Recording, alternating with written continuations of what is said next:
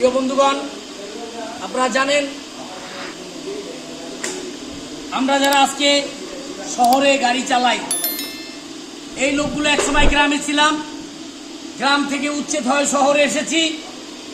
কাজের খোঁজে কেউ রিক্সা চালাতো, ভ্যান চালাতো, হকারি করত, গার্মেন্টসে চাকরি করত, নিজের বাঁচার তাগিদে মেট্রো সিএনজি চালাতো। কিন্তু এই মেট্রো সিএনজি মালিকদের যে সিন্ডিকেট, এই সিন্ডিকেটের কারণে আজকে আমাদের ঢাকা মেট্রো সিএনজি চালক শ্রমিকরা অর্ধহারে অনাহারে দিন কাটায়।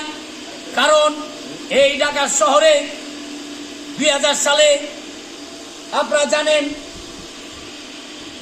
36,400 বেবি ট্যাক্সি উচ্ছেদ হয়। এই 36,400 বেবি ট্যাক্সি উচ্ছেদ যখন হয়, তখন যে জনসংখ্যা ছিল তার চেয়ে আজকে 3 গুণ জনসংখ্যা হয়েছে ঢাকায়।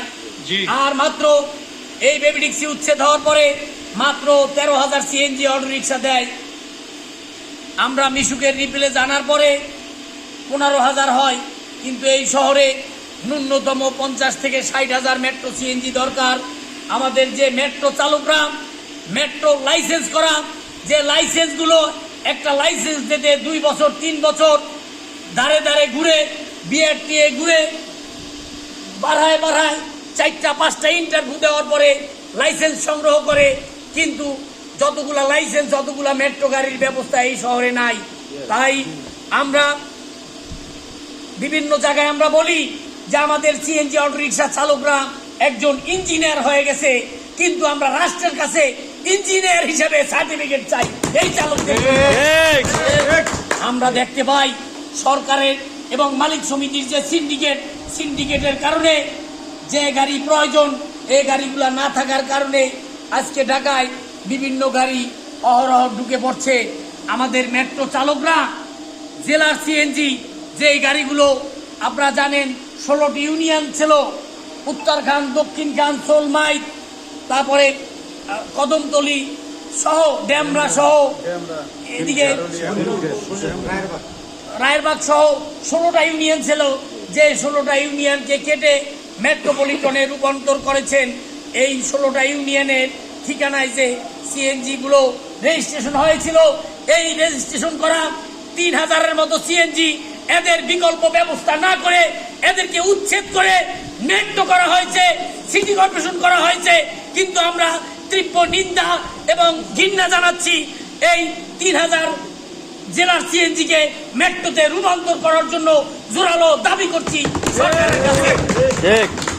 প্রিয় বন্ধুগণ, আজকে যতদিন পর্যন্ত এই 3000 জেলার সিএনজি আমাদেরকে মেট্রোতে রূপান্তর করা না হবে, অথবা এই জেলার সিএনজি চালকদের বিকল্প ব্যবস্থা করা না হবে, লাইসেন্সের এগেইনস্টে একটি করে মেট্রো সিএনজি দেওয়া না হবে, ততক্ষণ পর্যন্ত ঢাকা মহানগরীতে আমরা এভেলেবেল এই গাড়িগুলো চালাতে চাই।